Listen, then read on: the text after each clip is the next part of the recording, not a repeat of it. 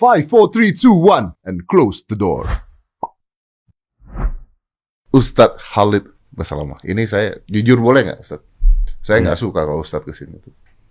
Benar. Kenapa, Mas? Wah, saya nggak suka, saya benci banget lah kalau Ustadz ada di sini tuh. Karena Anda membuat saya gemuk. karena Anda selalu bawa makanan. Tapi enak banget sih itu. Itu makanan agak kurang ajar, nggak bisa berhenti. Kambingnya empuk banget masalahnya. Terus nyari-nyari jadi edik. Apa kabar, Ustaz? Baik. Ustaz, ini langsung nih, Ustaz. Kan kita udah berapa kali ketemu juga gitu ya. Terus belakangan Anda lagi diserang habis lah gitu ya. Lagi ya gitulah, tahu sendiri lah, Ustaz tahu sendiri. Nah, saya tuh merasa gini, kalau misalnya mau menyerang atau mau mendebat, mungkin kalau ada orangnya lebih baik gitu. Jadi bisa kita klarifikasikan langsung, maksud Ustadz apa sih ketika ngomong gini, supaya masyarakat kita tenang nih. Yeah. Nah, yang pertama nih, Ustadz kemarin mengatakan, ada video orang ngomong tentang Ustadz, tapi saya nggak usah sebut. Ya, udah. Di situ dikatakan bahwa Ustadz mengatakan, nggak usah nyanyi lagu Indonesia Raya. Nah, ini kan dilema, Ustadz. Indonesia Raya ini lagu wajib, lagu kebangsaan. Anda mengatakan nggak usah nyanyi. Malah dibilang mengatakan baca aja Quran, Al-Falaq. Al-Falaq itu kan mengusir bisikan setan. Kok disamakan dengan lagu Indonesia Raya? Nah, Anda langsung kadrun. Gimana tuh, Ustaz? Coba. Baik, alhamdulillah, wassalatu wassalamu ala Rasulillah. Jadi memang dengan berkembangnya media ya Mas Dedi ya, saya lihat orang leluasa sekali untuk mengambil kesimpulan, apalagi dari potongan-potongan ceramah biasanya, atau potongan-potongan lah secara umum. Mungkin bukan cuma di alam ceramah ya, di zaman sekarang gitu. Kalau masalah cuplikan ceramah itu atau pertanyaan itu sekitar tahun 2017 di masjid, di salah satu masjid di Jatinegara. Jadi dari sekian banyak pertanyaan yang masuk, salah satunya itu. Jadi bapak ini mengatakan di sekolah anaknya itu disuruh nyanyi Indonesia Raya. Nah, tapi yang saya tangkap memang anaknya itu, dia bilang, dari pertanyaan ini, dia bilang kalau saya tidak ikut, saya akan dimarahi. Yang saya tangkap, ya dia memang tidak mau anaknya ikut. Atau dalam arti kata, anaknya ini tidak mau ikut. Maka saya menjawab pada saat itu, lingkup sesuai dengan apa yang dia tanya, masalah dia di sekolah anaknya, itu saja. Maka saya katakan, dan maksud saya adalah, jangan ikut atau tidak usah ikut di waktu itu, pada saat anaknya lagi nggak mau misalnya. Bukan ini umum semuanya. Karena spontanitas, namanya pertanyaan yang memang tidak disusun sebelumnya, maka kita langsung jawab saja gitu kan. Dan bisa saja, kalau dia mau baca Al-Falaq misalnya, dan saya sebutkan Al-Falaq bukan karena Al-Falaq itu bisa ngusir syaitan gitu kan. Walaupun memang surah itu untuk menyembuhkan dari sihir dan memang ada syaitan, tapi umumnya Al-Quran semuanya memang digunakan untuk ngusir syaitan. Berarti bukan menganggap bahwa lagu Indonesia Raya itu sihir atau setan kan? Oh, sama sekali. Itu terlalu kerdil pemikiran seperti itu ya. Karena saya pun warga Indonesia, dari kecil juga saya nyanyi itu gitu. Cuma kan tidak enak saja kalau saya tawarin di medsos, apa perlu saya nyanyi Indonesia Raya gitu. Ya, karena itu sudah di luar kepala kita semua lah lagu itu dari kecil gitu kan. Dan sering juga diputar di TV-TV nasional dari dulu kan. Jadi sebatas itu. Nah, saya sebagai seorang dai, coba setiap ada pertanyaan saya menyelami si penanya ini apa yang sedang dihadapi. Mungkin contoh yang lain, kalau seorang psikolog yang ditanya, maka akan punya jawaban tersendiri. Kalau seorang psikolog ditanya tentang anaknya yang harus menyanyikan satu lagu gitu misalnya, tapi anaknya tidak mau gitu, masih jawabannya akan tentang stresnya dia, keraguan dia dan sebagainya. Jadi Anda menjawab itu sebagai seorang dai yang pada saat itu ada di sana. Iya, dan bukan berarti tidak usah nyanyi Indonesia Raya selamanya ya. Beda mungkin Mas Didi, kalau ada orang nanya, hukumnya nyanyi Indonesia Raya boleh nggak Ustaz? Terus saya bilang nggak boleh. Nah, itu poin penting. Itu betul. Dia boleh atau siapapun boleh menyerang saya. Berarti saya ragu dong dengan lagu Indonesia Raya yang merupakan syair-syair yang memang disusun oleh para pejuang untuk memerdekakan Indonesia, kan itu nggak mungkin. Tapi kan betul-betul pertanyaan pada saat itu, seorang ayah menanya tentang sekolah anaknya, yang saya tangkap anaknya itu tidak mau ikut nyanyi, dan juga saya tangkap pada saat itu tanda kutip Mas dia betul-betul pada saat itu, bukan berarti dia setiap saat. Karena kan di SD, di SMP, di SMA, di sepanjang kita jadi warga Indonesia kan selalu ada lagu ini kan. Jadi bukan untuk selamanya. Tapi Anda diserang dengan kata-kata bahwa ini lagu adalah lagu wajib. Kalau tidak mau ikutin kewajiban yang ada di sekolah atau di bangsa dan negara ini, keluar aja dari negara ini. Saya rasa itu bahasa provokatif ya. Dalam arti kata, masa sampai sejauh itu pemahamannya. Sekarang kalau ada, kita ambil lingkup contoh. Ada orang, anak ikut di apel atau Indonesia Raya lagi dilantunkan. Dia suka lagu dangdut misalnya. Kemudian lagi nyanyi Indonesia Raya, terus dia nyanyi dangdut sendirian. Ini contoh saja ya. Maka karena dia pikir, dia pada saat itu lagi tidak mood, lagi tidak mau, lalu dia baca lagu ini yang dilantunkan. Itu kan dia pribadi, dan saya rasa dia pun tidak mungkin langsung, oh berarti saya tidak mau Indonesia Raya selamanya. Saya rasa nggak mungkin sebatas itu. Maka pada saat saya mengatakan, kalau dia tidak mau, ya sudah gitu, jangan diikutin. Pada saat itu, di tempat itu gitu kan, bukan seterusnya. Saya balik boleh nggak Ustadz? Kalau misalnya ada seorang anak, lagi tidak mau baca Quran diajarin ayahnya, gimana Ustadz? Ya, ayahnya harus bisa mengerti. Dalam arti kata, dialihkan kepada aktivitas yang lain. Artinya kalau dia tidak mau baca Al-Quran pada saat itu ya, kita bicaranya di saat itu ya, ya kita harus bisa ngerti gitu. Ya udah nggak usah baca dulu. Ya, gitu. Itu poinnya, Mas Didi. Itu poinnya. Itu poinnya. Jadi sebenarnya poinnya bukan ditarik kepada seluruhnya. Gitu kan? Bukan tidak boleh baca Al-Quran ya? Bukan tidak boleh baca Quran. Tapi dia pada saat lagi itu, di tempat itu dia lagi tidak mau baca, ya sudah, biarin dia baca yang lain. Biarin dia aktivitas yang lain. Mungkin dia mengantuk, dia bisa tidur, dia bisa baca buku, dia bisa ngobrol dulu sama temannya, dia bisa makan dulu kalau dia lapar, dan seterusnya. Jadi mungkin gini, sebatas pertanyaan ini bukan, saya rasa terlalu dibesar-besarkan, tanda kutip Mas Didi, karena pada saat itu kesannya ini berarti pemahaman radikalis, ini berarti anti Indonesia, apalagi sampai keluar aja dari Indonesia. Anda tidak anti Indonesia kan? Iya, dan keluar dari Indonesia ini satu hal yang luar biasa. Siapa orang ini yang harus mengusir saya dari Indonesia gitu? Saya lahir di Indonesia, orang tua saya orang Indonesia, dan sebagaimana saya sudah buat video klarifikasinya. Kalau ini harus difahami dengan akal sehat, dan saya pun tidak mungkin menyibukkan diri setiap hari luangin waktu untuk live menyampaikan agama Allah, dan mereka kata agama Allah itu kan isinya Islam ini jujur, amanah, tanggung jawab, bakti dengan orang tua, taat pada pemerintah, apalah ya, menjenguk orang sakit, semuanya kebaikan-kebaikan gitu. Nah, begitu juga yang lain dilarang kayak mencuri, memukul, berbohong, menipu, selalu kita ingatkan. Ini akan sangat membantu, termasuk juga di sini mendukung program pemerintah yang positif, ya kan? Pada saat kita sampaikan tentang masalah corona kemarin, ayah saya meninggal, gitu kan, dalam kondisi corona. Dan ayah Ustaz meninggal? Iya. Karena COVID? Iya, tanggal 7 bulan 8 2020 yang lalu.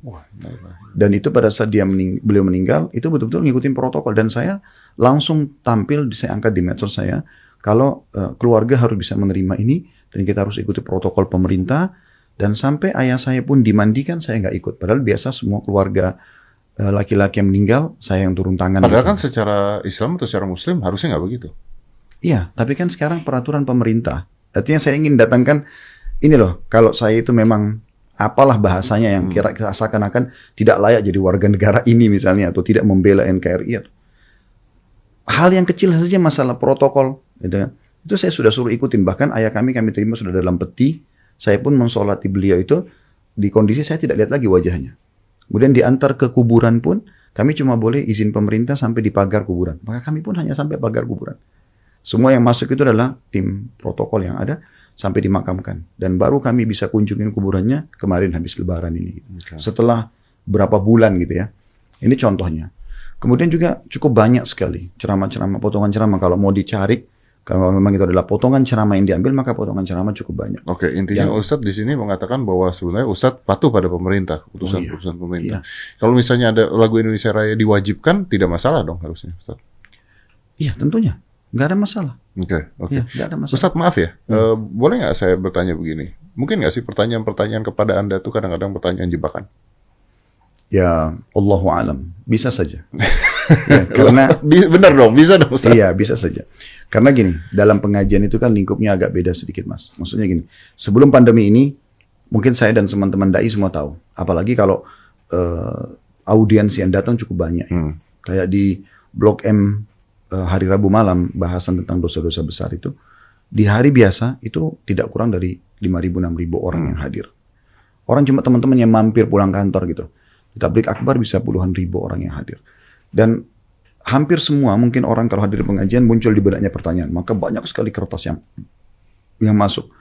Tahun 2019 ke bawah, itu kemarin kami coba baca maksimal. Sehingga tercampurlah pertanyaan tersebut. Gitu kan. Saya tidak tahu apakah ada pertanyaan jebakan atau tidak. Tapi setelah berjalan waktu, ternyata memang ada banyak cuplikan-cuplikan yang dibentrokin sama ustadz lain. Yang dibentrokin seakan-akan anti pemerintah dan segala macam. Padahal sebenarnya bukan itu.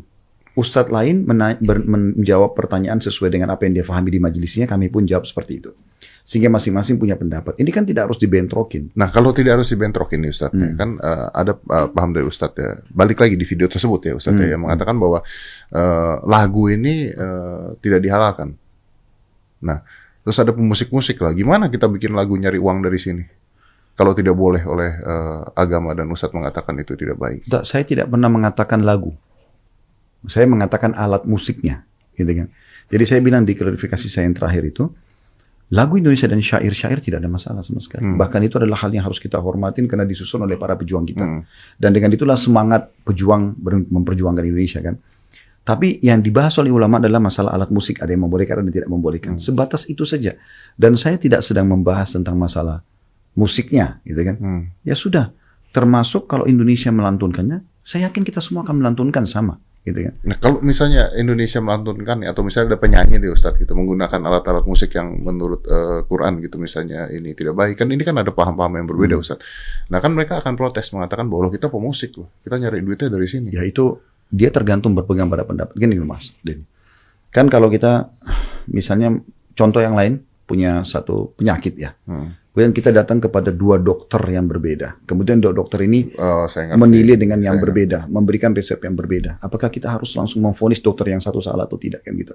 Nah, dalam sikap seorang pemusik atau sikap siapa saja, seorang aktivis, seorang pengusaha, selama dia muslim, tentu dia akan kembali kepada agamanya. Dan kami ini adalah corong-corong penyampai agama kan gitu. Nah pada saat dia tanya ke saya akan sampaikan apa yang saya pahami selama ini. Menurut ilmu Anda gitu kan, menurut ilmu Ustaz. Ya, tentu saja. Saya nggak mungkin mengumumkan semua Indonesia harus mengikuti pendapat saya, tidak. Tapi lingkupnya sederhana. Mas Dedi hadir di taklim saya, Ustaz Khalid, ini hukumnya apa? Terus saya jawab, kan gitu. Sebatas itu. Menjawab apa yang ditanyakan. Iya. Dan pada saat misalnya Mas Dedi datang ke Ustaz lain dan dia jawab, itu hak dia. Dan Mas Dedi mau milih pendapat yang mana, silahkan. Artinya Ustadz, kalau di sini ada seorang pemusik nih ya, penyanyi pakai alat musik, Anda tidak memusuhi orangnya? Enggak, sama sekali. Sama sekali. Saya tidak pernah, alhamdulillah, memusuhi orang. Jadi gini, pemahamannya sederhana. Kalau ada dalam Islam yang saya tahu selama ini ya, orang melakukan sebuah pelanggaran, dia dusta misalnya, pendusta, penipu. Apa yang harus kita lakukan? Kita sedang meluruskan kesalahan itu. Bukan fisiknya. Kita nggak boleh sama sekali membenci fisik. Karena fisik nggak ada hubungannya gitu. Tapi sikap dia dan sifat dia yang pendusta itu yang kita perangi. Tanda kutip ya diperangin sini. Artinya kita luruskan, kita nasihatin itu pun dengan apa yang Allah sampaikan dalam Al-Quran. Artinya Ustadz tidak akan marah-marah ketika misalnya contohnya ada pagelaran musik dengan alat musik. Anda tidak akan datang ke sana marah-marah. Bisa dicari Mas Didi. Kira-kira saya pernah nggak datangin konter musik atau ini kalau saya mengatakan ini nggak boleh loh, haram. Saya nggak pernah ikut-ikutan begitu. Kami cuman sebatas di pengajian kami, apa yang kami pahami kami jawab. Oke. Oke, saya paham. Kalau misalnya ada orang mengatakan bahwa misalnya sampai kan itu Ustadz dibahasnya sampai ke gaya berpakaian dan sebagainya. Kalau orang tidak mau ikuti gaya berpakaian Anda, tidak mau jenggotan, tidak apa-apa juga artinya kan? Itu haknya dia. Haknya dia. Hak dia pribadi. Saya gini Mas Didi, kan saya belajar nih. Maka saya sampaikan kalau berjenggot itu adalah sunnah Rasulullah. Karena beliau memelihara jenggot dan beliau menyampaikan kepada umatnya, cukurlah kumis, pelihara jenggot. Sudah, tugas saya menyampaikan. Apakah saya punya kewajiban untuk memaksa orang? Nggak, sama sekali. Atau saya punya keinginan? Sama sekali nggak pernah. Makanya saya nggak pernah pribadi muter, bawa masa ke satu tempat. Misal contoh tadi masalah musik. Saya nggak pernah sama sekali bawa jemaah saya yang bisa ribuan orang langsung ke satu karaoke. Nih, haram nih berhentikan. Saya nggak pernah lakukan. Kenapa tidak pernah, Ustaz? Ya, bagi saya sudah menyampaikan. Di sana saja selesainya? Iya. Kan saya mengatakan saya tahunya ini nggak boleh. Udah. Tapi kalau orang tetap mau lakukan, dan dia, apalagi dia berpegang pada ada ustadz lain yang menyampaikan, hak dia. Kita kan negara demokrasi. Ya. Oh, berarti Anda mendukung negara demokrasi, berpikir demokrasi. Hanya saja ustadz menyampaikan apa yang Anda tahu di pendidikan yang Anda dapatkan, gitu benar ya Ustadz ya? Ya, masalah nanti orang terima tidak terima itu hak dia. Ya. Hak dia, tidak mungkin kita memaksakan, gitu kan? Dan itu sudah subhanallah. Kita ambil contoh YouTube deh, Mas Didi kan YouTuber, masya Allah ini. Jadi kenapa YouTube itu meletakkan jempol atas, jempol bawah? Walaupun konten kita sudah sangat bagus, Mas, pasti ada yang begini. Enggak semuanya begini. Artinya nggak mungkin kita mau narik manusia ini semuanya sama dengan kita, ya. Dan tidak mungkin juga tidak ada yang kontra. Jadi harus ada pro kontra. Yang mau nerima, alhamdulillah. Tidak mau terima, silakan. Cuman yang saya sayangkan memang kalau selalu kita digiring kepada sebuah opini, kalau udah ini orang sedikit aja yang dianggap satu kesalahan dengan ini berarti sudah anti NKRI, ini berarti sudah pemahaman radikalis. Padahal lingkupnya tidak sebesar itu gitu. Saya bicara lingkup di pengajian saya dan orang sedang bertanya. Dan betul-betul memang kita bicara bukan globalnya. Masalah lagu Indonesia Raya tadi sebatas itu saja. Dia di sekolah dan pada waktu itu. Oke, saya begitu. Mungkin besok orangnya akan datang mengatakan, misalnya dia bertanya lagi, Ustadz, anak saya kemarin ikut Indonesia Raya. Oh, silahkan. Saya akan katakan itu pasti. Saya tidak katakan, kan kemarin sudah saya jawab, Pak. Karena kan kasuistik dan kondisi. Mirip dengan orang kalau sholat, dia nggak bisa berdiri. Aduh, dia duduk. Dia nggak bisa duduk, dia berbaring. Ya kan? Dia lupa, dia kerjakan kapan dia ingat. Kan ada solusi-solusi gitu. Nah, seperti itu kurang lebih. Jadi, kita memberikan solusi pada saat itu aja sebenarnya. Pada saat itu. Oke, menjawab pertanyaan ya. Tapi saya menarik di sini. Artinya, kalau kita tarik yang paling sederhana aja deh. Misalnya yang dari dulu pasti permasalahan adalah misalnya berhijab, tidak berhijab gitu. Ustadz akan mengajarkan berhijab, tapi Anda tidak akan marah-marah pada orang tidak berhijab intinya. Begitu intinya ya? Iya, pasti. Mustahil kita akan marah. Karena gini, saya berprinsip gini Mas Didi. Tolak ukur hidup kita itu tolak ukur kehidupan Nabi Muhammad SAW. Beliau pada saat hidup itu ada 4 golongan manusia pada saat itu. Yang pertama, saya langsung mulai dulu dari orang-orang Yahudi. Di Madinah itu ada 4 suku, ada 3 suku, Kainuqa, Nadir, dan Quraidah. Dan mereka pada saat Nabi Muhammad SAW masuk ke Madinah tidak memaksa mereka dengan Islam. Nabi Muhammad SAW mengajak mereka masuk Islam. Pada saat mereka nolak, dibiarkan. Karena Allah bilang dalam Al-Quran, la ikraha fid din. Nggak ada paksaan dalam agama. Tugas kita menyampaikan. Orang terima alhamdulillah, tidak terima ya sudah. Tidak ada paksaan. Itu Nabi SAW sudah ajarkan kita bermuamalah dengan cara itu. Yang kedua, ada orang-orang fasik. Fasik ini kayak orang yang jauh dari agama gitu Mas. Jadi dia masih berzina, masih berbohong, masih segala macam. Itu di zaman Nabi ada. Dan mereka lihat Nabi, mereka tahu wahyu sedang turun. Tapi Nabi mengajarkan kita bagaimana bermuamalah dengan mereka. Kalau yang nampak dari kemungkaran mereka nyata, misalnya mereka berzina terus ketahuan gitu ya. Nah itu baru diproses hukum. Kalau yang nggak ketahuan, Nabi SAW tidak mau proses hukum. Sampai pernah ada sahabat datang mengatakan, ya Rasulullah, saya berzina, hukum saya. Nabi lagi tatapan wajah sama dia langsung beralih. Nabi mengatakan, mungkin kau hanya menciumnya. Terus dia datang lagi, ya Rasulullah, saya udah berzina. Nabi balik lagi, buang muka dari dia gitu. Mungkin kau hanya memeluknya. Jadi Nabi coba alihkan, kamu kalau buat dosa, kamu nggak ketahuan, pergi tobat gitu loh. Ya tobat aja udah gitu ya. Nggak ada pengakuan dosa, nggak ada. Itu nggak ada dalam Islam. Tapi karena dia tetap ngotot, barulah kemudian dia berikan kesaksian terhadap dirinya sendiri, lalu kemudian Nabi SAW hukum. Tapi ini cara Nabi bermuamalah, gitu kan. Nabi nggak pernah datang ke rumah orang-orang, kamu sudah sholat belum? Kamu berbohong nggak? Kamu berzina, ini istrimu atau bukan? Nabi nggak pernah begitu. Yang nampak depan mata, salah diluruskan. Yang tidak nampak, ya udah nggak dihakimin, kan gitu. Nah itu metodenya. Jadi bagi saya, apa yang saya fahamin, kalau ada yang salah secara agama, saya ingatkan saja di medsos. Mereka ikut, alhamdulillah. Mereka tidak ikut, nggak ada selain kemampuan juga wewenang saya untuk datang, kemudian memaksa orang itu.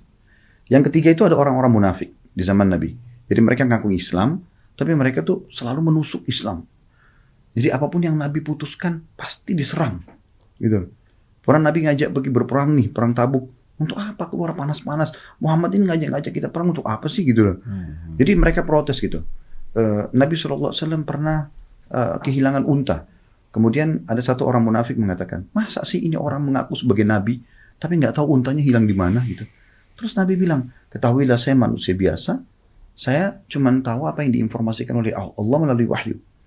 Dan saya memang tidak tahu unta saya di mana. Tapi sekarang wahyu sudah turun menyampaikan, unta saya ada di lembah ini, terikat tali kekangannya di dahan pohon ini, ambillah. Maka para sahabat pun pergi mengambilnya. Tapi bahasa beliau, saya manusia biasa. Nah, beliau pun menghakimi, bermuamalah dengan orang munafik ini. Ada hadir dalam majelis beliau, diterima. Sholat bersama muslimin, diterima. Pergi jihad, silahkan. Tapi kalau ketahuan apa yang mereka lakukan salah dan nyata, kepergok lah ya, maka diluruskan bahasa kita. Yang terakhir itu adalah orang-orang beriman. Ini yang keempat. Nah, orang beriman ini yang selalu senantiasa meluruskan 3 golongan ini. Yang kafir diajak beriman, yang fasik tadi diajak tinggalkan maksiat, yang munafik ini diluruskan, diajak untuk kembali memurnikan keimanannya. Mereka terima, alhamdulillah. Mereka tidak terima, selesai. Mereka tidak terima, selesai di sana. Ya artinya, ya karena tidak ada wewenang tadi Ustaz katakan. Ya betul. Wah, ini menarik. Ini sebenarnya menjawab hampir semua pertanyaan, karena kan ada pertanyaan tentang patung dan lukisan. Anda hanya menyampaikan apa yang Anda tahu gitu intinya kan ya. Nah, kalau tadi bicara tentang maksiat dan sebagainya di video tersebut, saya udah ngasih lihat Ustadz juga. Ada yang mengatakan bahwa katanya Ustadz Khalid Basalamah itu membolehkan pria Muslim untuk melakukan hubungan dengan budak wanita. Ini artinya mendukung seks bebas. Ini tidak sesuai dengan hak asasi wanita dan sebagainya. Nah, gimana tuh Ustaz? Jadi yang pertama gini, sebelum masa perdamaian dunia setelah Perang Dunia Kedua ya, itu kan masih ada perbudakan di muka bumi ini. Dari sebelum Nabi Muhammad SAW diutus sampai beliau diutus, sampai periode masa-masa kejayaan Islam, Khulafaur Rasyidin, 4 orang sahabat Nabi Abu Bakar, Umar, Uthman, Ali, kemudian dinasti Umayyah, dinasti Abbasiyah, dinasti Kesultanan Utsmaniyah, sampai Perang Dunia Kedua itu memang masih ada perbudakan. Dan zaman itu perbudakannya itu metodenya adalah orang yang keluar nih, kita keluar sama keluarga, terus kan belum ada keamanan seperti sekarang. Jadi perampok bisa setiap saat merampok kita di tengah jalan, diambil harta kita, kita dibelenggu, dibawa ke pasar perbudakan lalu diperjualbelikan. Kan begitu sistem yang sudah ada dari dulu gitu. Bahkan kalau kita baca sejarah Amerika awal-awal berdiri, bagaimana orang kulit hitam diperbudakkan dan kisahnya itu menyedihkan sekali. Saya sampai ngikutin itu kan, bagaimana perbudakan sebenarnya mereka leluasa bisa membunuhnya, bisa memukulnya, segala macam hal yang bisa dibuat dan tidak kena hukum. Nah, waktu Nabi SAW datang, keadaan ini sudah ada. Maka ada syariat yang diterapkan. Nah, yang diterapkan adalah budak-budak yang ada di pasar, yang ditemukan, dianjurkan untuk umat Islam untuk membelinya, kemudian membebaskan. Maka dalam Al-Quran ada fakku raqabah, tahriru raqabah, bebasin budak gitu kan. Selalu gitu. Bahkan pembebasan budak ini bisa jadi pembersihan dosa yang dilakukan. Namanya kafarah. Kayak misalnya gini, suami istri bergaul hubungan biologis yang halal tentunya suami istri di siang hari Ramadan. Ya. Kemudian mereka kan melanggar tuh, batal puasanya. Nah, dalam Al-Quran digambarkan mereka kena denda. Selain harus taubat kepada Allah dan mengganti hari lain puasanya, mereka harus bebasin budak. Atau kalau tidak punya puasa 2 bulan berturut-turut, kalau enggak mereka memberi makan 60 orang miskin. Kan gitu. Jadi ini opsi pilihannya. Berarti memang mereka bisa jadi kafarah, bisa jadi pembersih. Ya. Dan para sahabat Nabi termasuk Talha bin Ubaidillah radhiyallahu anhu, salah satu dari 10 sahabat yang dijamin masuk surga. Beliau tuh setiap hari bawa uang ke pasar budak, beli 36 budak. Beliau standarnya 36 sampai 40, tapi 36 yang sering beliau beli. Terus beliau mengatakan kalian bebas gitu. Karena Allah gitu, dibebasin semuanya. Nah, itu salah satu poin yang dilakukan pada perbudakan-perbudakan ini. Nah, kemudian juga selain mereka dibebasin, selain mereka juga bisa dijadikan sebagai bahan tadi tebusan denda pelanggaran. Nah, bagi kaum wanitanya itu disebutkan dalam Al-Quran, gitu kan? Dan ini bisa dilihat insya Allah bukan dari pendapat saya. Artinya hampir semua buku fikih bisa menjelaskan masalah itu. Yang Allah mengatakan tidak boleh berzina, gitu kan? Kecuali tidak boleh berhubungan biologis kecuali pada istri atau yang dimiliki dengan tangan kanan. Nah, ini adalah maksudnya budak wanita tersebut. Nah, budak wanita ini anjuran dalam syariat Allah untuk dinikahkan, dibebaskan dinikahi, gitu kan? Tetapi memang ada bahasan ulama dalam fikih, kalau mereka mau digaulin, walaupun mereka tidak dinikahin, maka dibolehkan, gitu kan? Dibolehkan. Nah, ini memang ada bahasan sendiri, tapi ini bahasan butuh penjelasan lebih jauh. Seperti contoh ada namanya dalam buku fikih itu bab khusus tentang ummul walad. Siapa itu ummul walad? Ibu dari anak yang lahir dari budak tadi. Jadi anak itu menjadi bebas secara otomatis karena ikut dengan ayahnya. Seperti itulah. Ya. Nah ini memang ada bahasan tersendiri dalam bab fikih dan ini tidak ada hubungannya sama sekali dengan masalah perzinahan. Gitu. Boleh nggak saya katakan bahwa hal tersebut sebenarnya sudah tidak bisa diterapkan di masa ini? Oh bisa. Dan memang tidak ada sekarang. Memang tidak ada. Bukan artinya Anda membolehkan misalnya berzina dengan pembantu rumah tangga dan sebagainya. Jauh, tidak ya? Jauh sekali. Pembantu rumah tangga. Gini Mas. Saya harus tanya kan Ustaz biar ngerti kan. Oke. Jadi gini. Budak ini, jadi gini, lingkupnya budak itu adalah orang-orang yang tadi dirampok di jalanan zaman dulu. Zaman dulu sekarang sudah nggak ada. Udah itu di semua negara, di semua agama kalau nggak salah itu terjadinya. Jadi orang-orang dirampok nih, seperti kasus Bilal bin Abi Rabah, itu sahabat Nabi itu. Itu dulu beliau sama ayah sama ibunya datang dari Ethiopia, mau cari rezeki gitu loh, pindah kayak hijrah ke kota lain. Di tengah jalan dirampok. Ibunya sama ayahnya ditangkap, dia pun ditangkap, lalu dipecah. Ibunya dijual di pasar budak mana, ayahnya di mana, dia di mana. Sampai akhirnya dia tinggal di Mekah. Sampai datang Nabi Muhammad SAW baru beliau beriman, gitu kan. Dan akhirnya ditebus oleh Abu Bakar sehingga bebas dari keterbudakan, kan gitu. Jadi memang ini adalah orang seperti itu atau biasanya orang yang kalah dalam peperangan di zaman dulu ini ya, kalah dalam peperangan diperbudak. Nah begitu. Jadi itu bahasanya dulu. Dan kalau kita tarik sekarang saya katakan tadi setelah Perang Dunia Kedua itu bahkan negara-negara Islam negara yang pertama sekali menyetujui tidak boleh lagi ada perbudakan. Makanya kan sekarang tidak ada sama sekali. Dan ini tidak ada hubungannya sama pembantu rumah tangga atau staf pegawai. Mereka orang bebas. Bukan itu. Jadi batasannya ada. Dan gini, kalau sesuatu yang sudah pernah dibahas oleh para ulama dalam bab fikih, bahkan tidak mungkin ilmu itu kita tutup, kita sampaikan. Tapi bukan berarti sekarang. Dan memang sekarang tidak ada. Bisa kita katakan tidak ada ini. Gitu. Tapi dia ada bahasan dalam masalah fikih. Dan itu sering kali kalau kami bahas secara tuntas dalam satu pertemuan 2 jam misalnya, baru kemudian pertanyaannya terpecah. Jadi intinya sebenarnya ini harus ada penjelasan yang lebih panjang lagi sebenarnya. Iya. Kenapa ada hukum tersebut, kenapa ada ini dan itu segala. Iya. Karena saya baca di satu komen ada yang mengatakan kalau begitu tawanan perang boleh digauli dong. Jadi kembali lagi Mas gini, itu mungkin terjadi di zaman dulu. Ya. Zaman dulu dalam arti kata, kalau sekarang ini kan sudah tidak ada, kesepakatan dunia juga tidak ada. Tapi zaman dulu, ya ada memang seperti itu.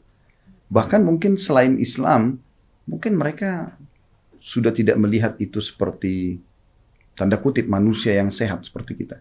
Ya. Sementara dalam Islam itu tidak sama sekali. Perbudakan itu gini, sampai kata Nabi SAW, berikanlah pakaian yang terbaik kalian dan makanan terbaik kalian pada budak-budak kalian. Gitu kan? Dan ini memang tidak bisa dihapus dari sejarah manusia. Memang ada. Di zaman Nabi SAW pun ada itu.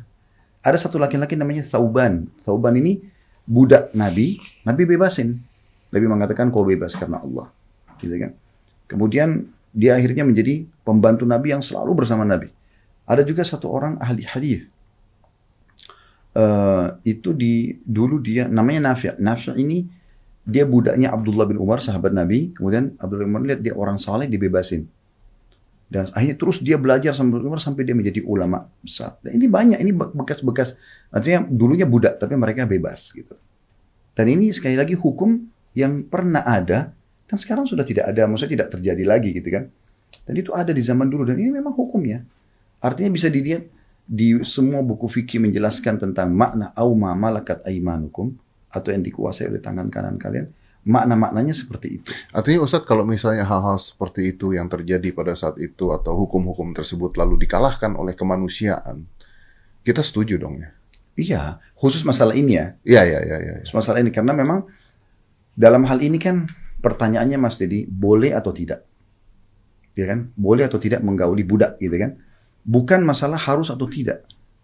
Tapi orang boleh atau tidak gitu. Sampai orang-orang yang tidak mampu dalam Al-Quran digambarkan tidak mampu menikah dengan wanita yang bebas karena mereka maharnya besar segala macam, maka mereka dianjurkan menikahi para budak-budak wanita itu. Ini menarik nih Ustaz. Jadi pertanyaannya boleh apa tidak menggauli budak? Boleh. Tapi yang masalah tidak boleh ada perbudakan. Jadi tidak bisa juga sebenarnya.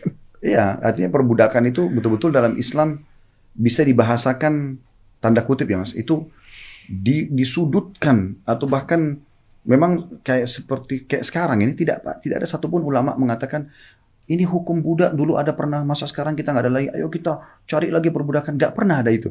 Bahkan sekarang semua ulama mengatakan sudah tidak membahas lagi bab itu, karena itu dianggap sudah selesai. Out of date ya? Iya, dan dia kasuistik.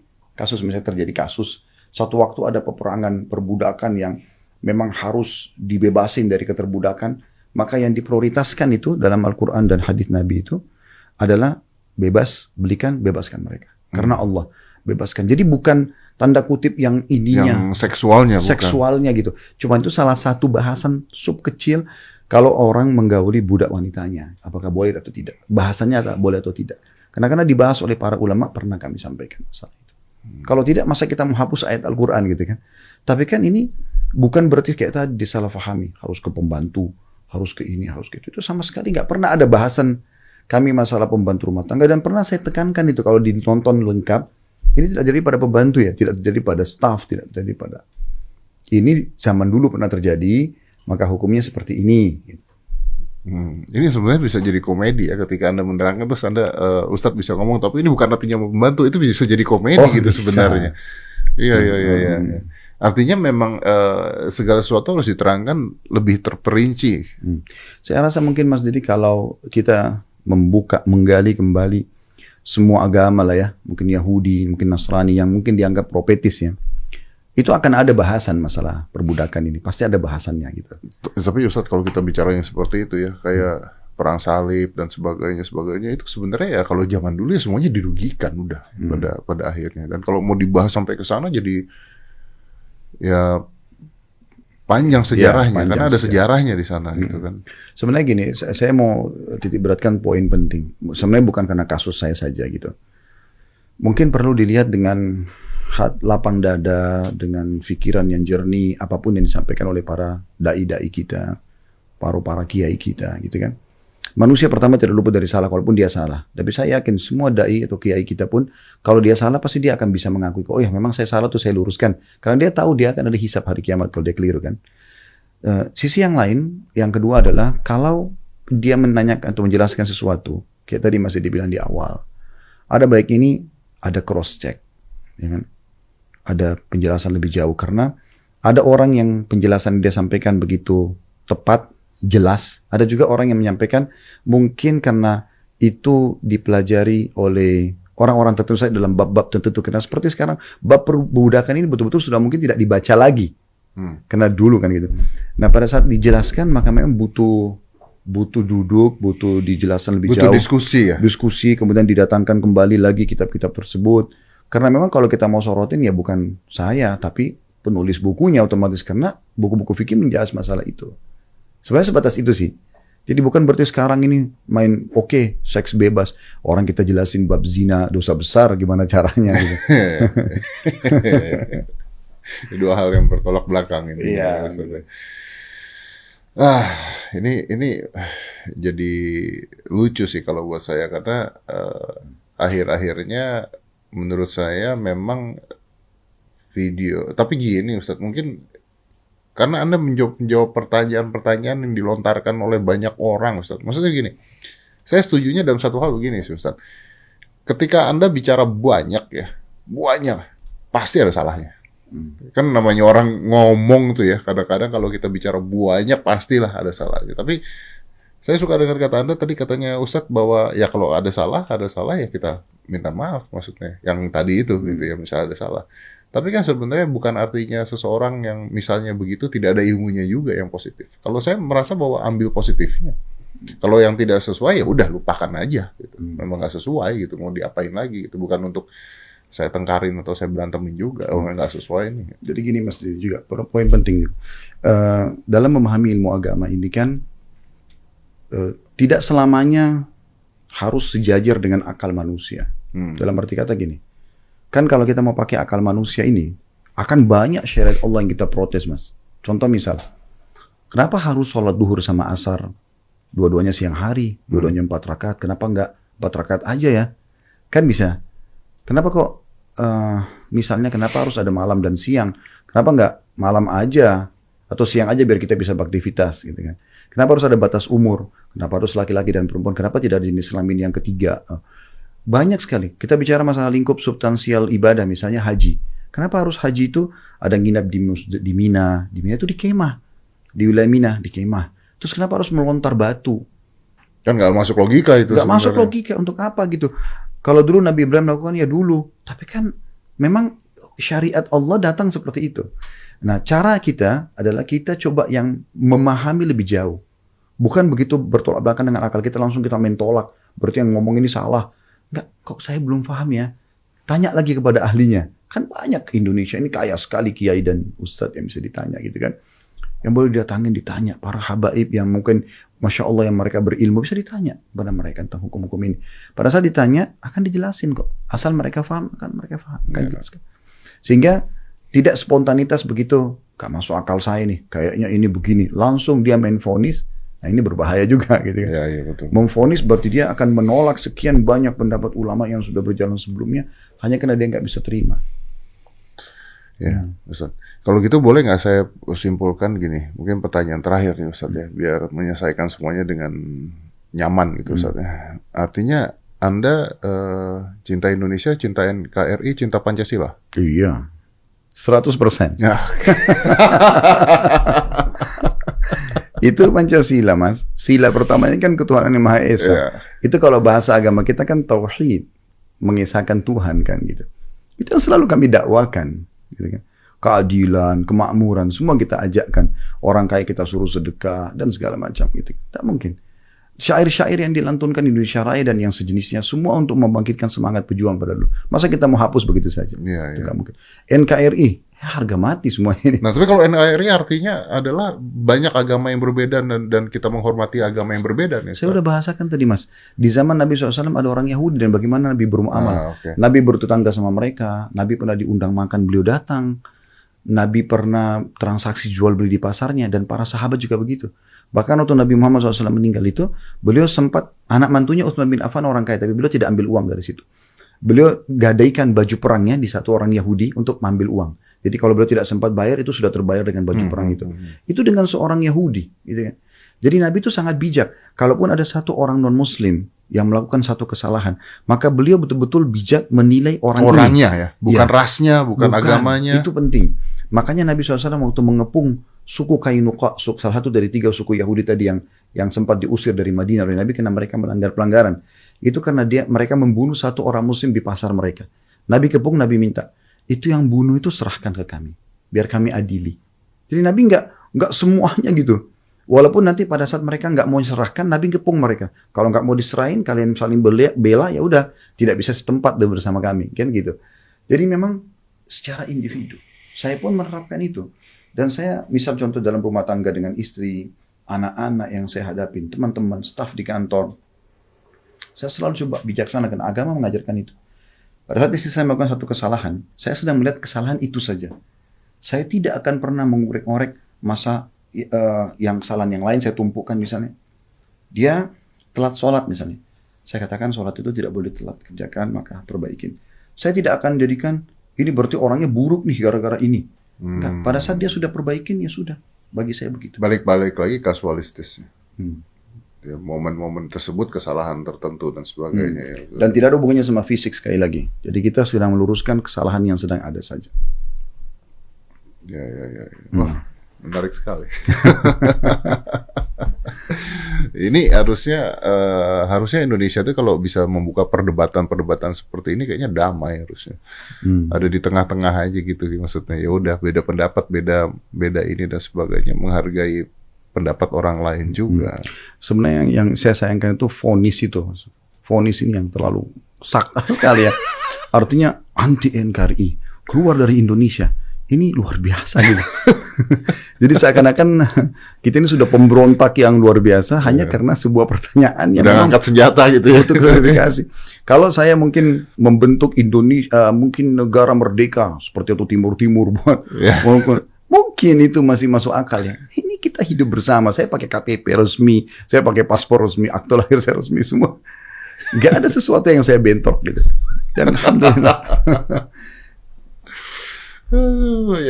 Ya, mengerti Ustaz. Sampai saya pernah sampaikan juga di pengajian tuh Mas. mungkin saya bilang kita agak berbeda sedikit dengan kondisi teman-teman di Saudi. Saya bukan bicara tentang Saudi, tapi teman-teman yang ada di sana para dai-dai gitu. Mereka itu tidak pernah berhenti di khutbah Jumat, di di sholat witir ya. Kalau Ramadan Mas Didi nonton, itu di akhir sholat witir mereka biasa kunut. Ya.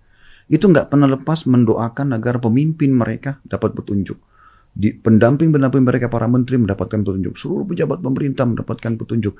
Agar mereka bisa memakmurkan masyarakat dan segala macam. Kalau kita kan kebanyakan salah sedikit, udah harus vonis turunin.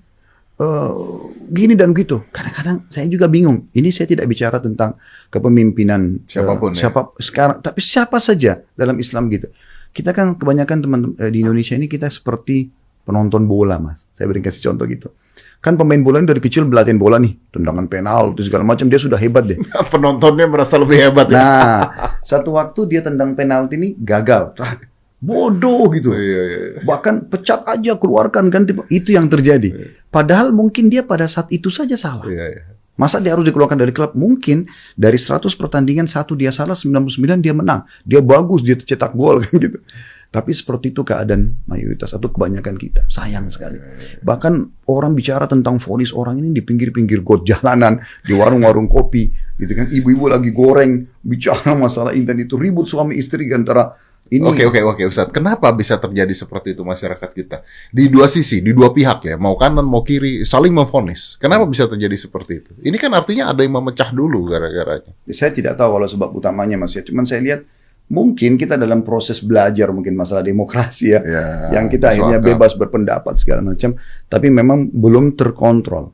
Makanya kalau saya pribadi bicara sih lingkup saya dengan pengajian saya saja. Saya bilang ibu-ibu, kalau biasanya ibu-ibu banyak kan gitu, kalau ibu-ibu saya sarankan untuk fokus kepada pekerjaannya, jadi bisa lebih maksimal. Jadi nggak usah lagi goreng tempe, goreng ikan, terus kamu kelompok 10 atau kelompok 11 gitu kan. Jadi nggak usah gitu. Karena itu bukan wacana, nanti tempenya hangus. Iya. Atau orang lagi duduk minum kopi, pekerjaannya cuma supir di jalan, dia tidak sama sekali ada hubungannya sama politik atau ekonomi, lalu dia sibuk bicara tentang masalah itu. Artinya buang-buang waktu, nggak ada gunanya. Kalau bicara ahlinya mungkin lain. Atau apa yang kita berikan saran sampai, itu berbeda kan gitu. Lebih baik kita sibukkan diri kita dengan hal-hal yang positif yang mungkin bisa menambah pahala buat kita, bisa menambah ilmu. Kita korek informasi baru mungkin sama orang di depan kita yang kira-kira bermanfaat lah. Memperbaiki ekonomi kita, memperbaiki akhlak kita, sikap dan segala macam gitu. Baik Ustadz Khalid, terima kasih banyak. Ini menginspirasi sekali tadi jawaban-jawabannya. Ya mudah-mudahan Indonesia dengan ada jawaban ini menenangkan dan Indonesia semakin tenang, dan yang pasti kita semuanya juga NKRI Pancasila dan ya mendukung hal itu semua. Dan saya berharap mudah-mudahan Allah SWT bisa menyatukan hati-hati kita. Dalam arti kata, lebih baik kita dahulukan kesatuan dan persatuan daripada perpecahan. Dan maksudnya gini, sebelum terjadi vonis dan segala macam, maka kita dahulukan dulu satu dan kesatuan itu. Mungkin dengan cross check, mungkin dengan salah satunya seperti ini kan. Maksudnya kita ngobrol, kita tanya, kita akhirnya bisa ini loh, gini. Seperti itu belum menilai. Sehingga perpecahan itu sangat jauh. Orang yang benar kita dukung, orang yang salah kita rangkul supaya dia bisa menjadi baik, kan harusnya begitu. Sehingga terus keutuhan negara ini betul-betul terjaga. Ustaz, terima kasih banyak. Sama-sama. Terima kasih banyak. Saya tutup. Terima kasih udah datang. Terima kasih makanannya. Sama. Let's close it. 5, 4, 3, 2, 1 and close the door.